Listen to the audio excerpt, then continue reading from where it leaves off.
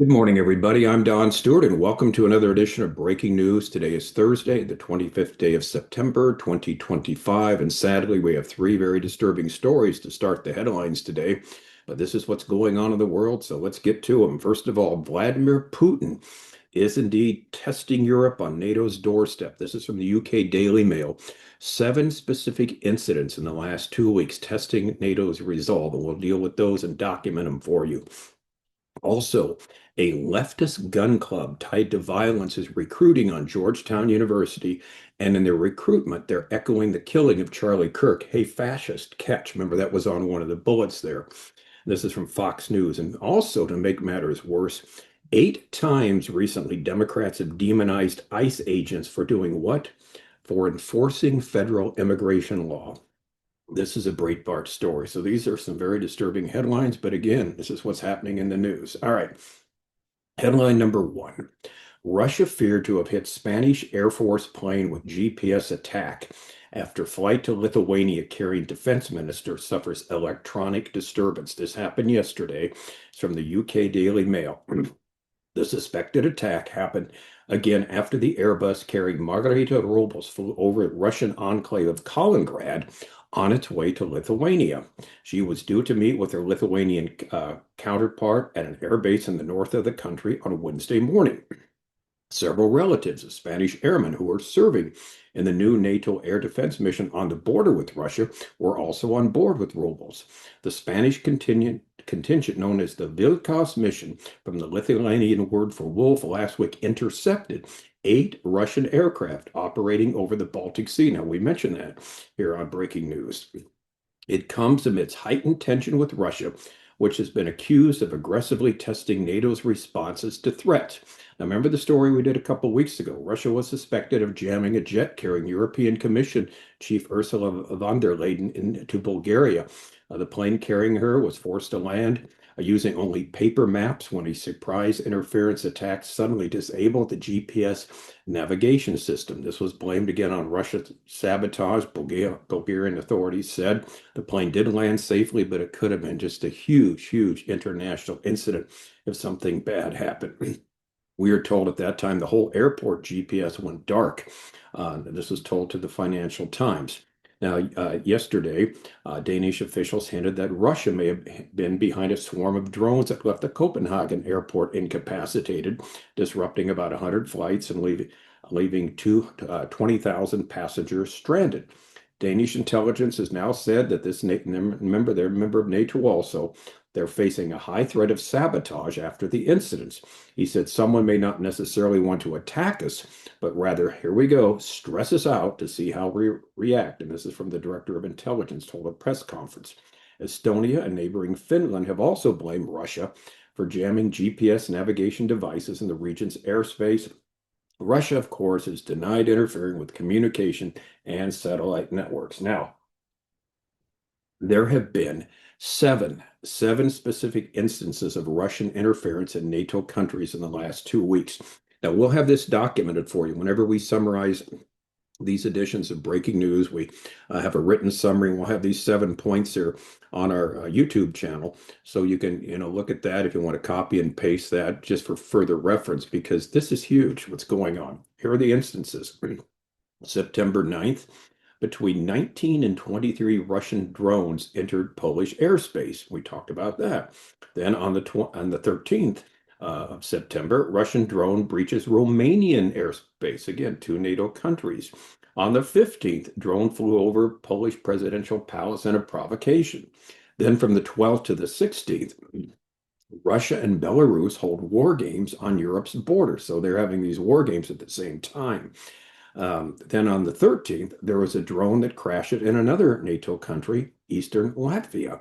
September 19th, 3 Russian jets violate another NATO country, Estonian airspace, for 12 minutes.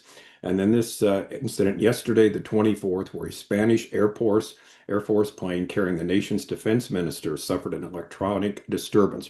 All right, so obviously Putin is indeed testing NATO. And this could end very, very badly. We just don't know what's going to happen.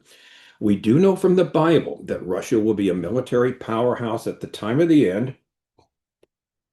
See our book specifically, 25 Signs, or near the end, signs 9 through 11, as well as our book on the Ezekiel 38-39 invasion. Both are free downloads from our website, Educating Our World. They document Russia's place, the big place in last days Bible prophecy, leading a coalition attacking Israel in the last days. So this is not surprising. Russia is powerful, flexing its muscles, and they're only going to remain powerful until the time when God wipes out their army and the armies that will join them in attacking Israel sometime in the future. So that's problem number one, and it's huge. Again, like we said the other day, we don't want a World War III taking place right now with everything else going on. All right. Headline number two, a leftist gun club tied to violence is recruiting on Georgetown campus, and they're echoing the Kirk killing. Hey, fascist, catch. This is from Fox News. John Brown Gun Club advertisement references slogan allegedly written on shell casing by suspected Charlie Kirk assassin. In the wake of Charlie Kirk's September 10th assassination, allegedly at the hands, we shouldn't say allegedly at the hands of a left-wing ideologue, a leftist gun club with ties to political violence posted recruiting flyers at Georgetown University with references to Kirk's death. Hey, fascist, catch, says a red flyer from the John Brown Gun Club posted on Georgetown's campus. The phrase is a nod to the same slogan, which is written on the shell case by Tyler Robinson. He's the murderer of Charlie Kirk at a Turning Point USA event at Utah Valley University. The only political group that celebrates when Nazis die, the advertisement said. Okay, this is, again, being circulated on the campus at Georgetown. It was adorned with a QR code linking to a page that says, "We're building a community that's done with ceremonial resistance and strongly worded letters. If you want to make a real change in your community, let us know." This is a gun club saying this, recruiting more people like Tyler Robinson and this kook yesterday in Dallas that attacked the ICE agents there. Turning Point USA spokesman and Charlie Kirk Show executive producer Andrew Colvett flagged the flyers in a social media post Wednesday afternoon. Again, ever since President Trump won the election in January, we've seen an increase in the rhetoric. But really, I think many conservatives noticed a change after Charlie Kirk's assassination. This is from someone at Georgetown, by the way. While much of the school was united in condemning this horrible act of political violence, there have been fringe elements on the left, and this is true in every school, sadly, fringe elements on the left on social media that we have seen really defend this, justify this, which is really unacceptable. And that, of course, is the Charlie Kirk's assassination.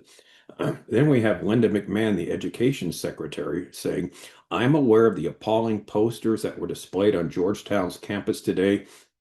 At a moment like this, Georgetown has to determine where it stands, what it stands for as an institution." She added that officials from her department have spoken to Georgetown administrators who made the decision to remove the flyers.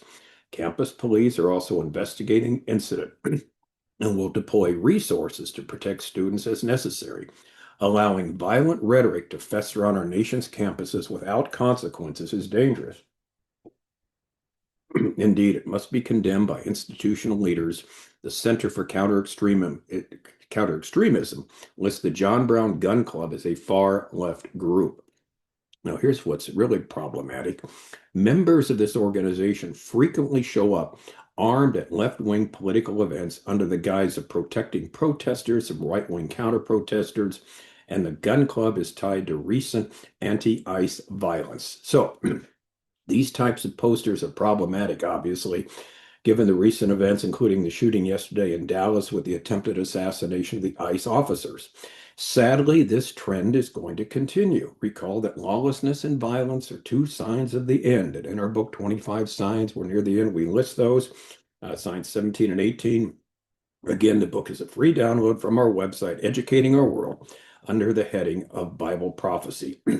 Now, this last heading, to make matters worse, indicates where our political leadership is in this country. Regrettably, many in political leadership are encouraging this sort of reaction to what's going on, as our next story indicates. Headline number 3, 8 times Democrats demonized ICE agents for enforcing federal immigration law.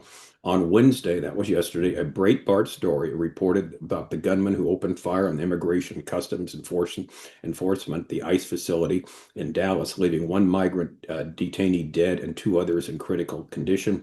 The FBI has since revealed that at least one of the shell casings of the gunman's bullets, remember we talked about this yesterday, was scrawled with the anti-ICE messaging, indicating a left-wing ideological motive for the attack.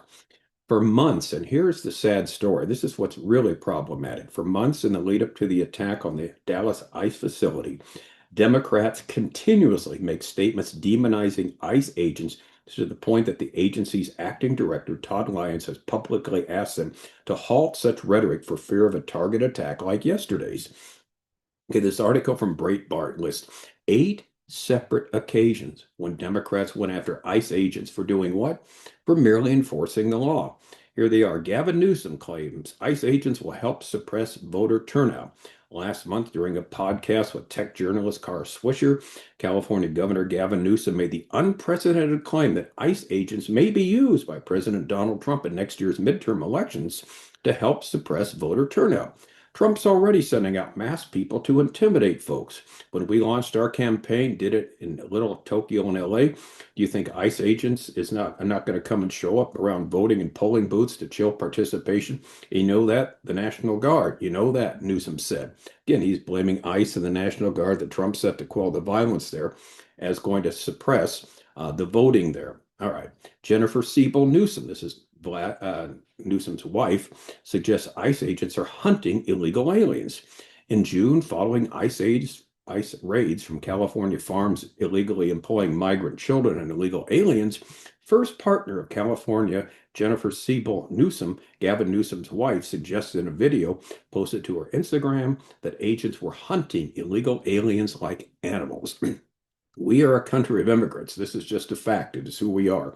And yet here we are watching families being targeted, watched, hunted, farm workers being chased across fields. These are some of the hardest working people on earth, and they literally feed the nation, Newsom said. Yes, we're a country of immigrants who come in legally. These people who are targeted are illegal. When you come across the border of the United States of America and you have not gone through the necessary things you have to do to become, at least be considered as a permanent resident. You're here illegally. And this is who is targeted. It's not the legal residents, it's not the immigrants, it's the illegal aliens that are coming across. And they never seem to make the two instances. Now, there are 6 other instances that have been recently. Jasmine Crockett, the Democrat from Texas, said ICE agents are acting like slave patrols. Boston Mayor Michelle Wu compares ICE agents to neo-Nazis.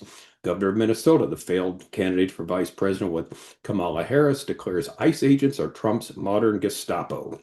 Representative John Larson, a Democrat from Connecticut, calls on Americans to rise up against the Gestapo ICE. House Minority Leader Hakeem Jeffries, he's the leader of the Democrats in the House, a Democrat from New York, threatens to unmask ICE agents. And in another instance, Boston Mayor Michelle Wu again calls ICE agents Trump's secret police. These people are disgusting. They are guilty of obstruction of justice. But when those in leadership make these lawless statements, it illustrates how the USA continues to self-destruct. Once again, we see the biblical signs of the end front and center. And as we've said, signs 17 and 18 of our 25 signs, lawlessness and violence will be signs of the end. Now, can you imagine if these people get back in power, what they're going to do?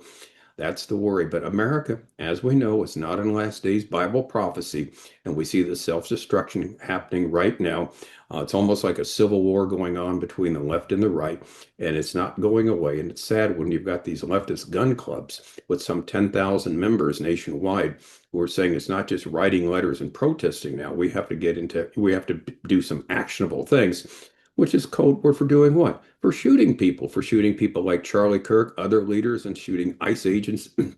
This is the sad, violent situation our world is in right now. Not surprising, but again, predicted by Scripture, just like in the days of Noah, violence and lawlessness were the order of the day, and this is what we see. Now, we'll have a second edition of Breaking News later today where we have 2 huge stories so far to bring to you. One about Prime Minister Netanyahu when he said about Tucker Carlson. Carlson, the anti-Semite, is basically denying Israel has any history in the land, denying that Israel has any right to the Holy Land, and yet again, Turning Point gave him a platform there on Charlie's memorial service, and they're still, unfortunately, still using him, and this is very problematic. And then we have a possible explanation of this 21-point ceasefire agreement that Trump is pushing forward and pushed forward to the Arab and Muslim leaders the other day at the UN. Now, whether this is the exact ceasefire agreement that he's trying to push, it's if it is, it's very problematic. We will talk about that. So many things happening right now. And again, we'll just keep our eyes on the stories and bring them to you. I'm Don Stewart. Thank you so much for watching. And as always, may the Lord richly, richly bless.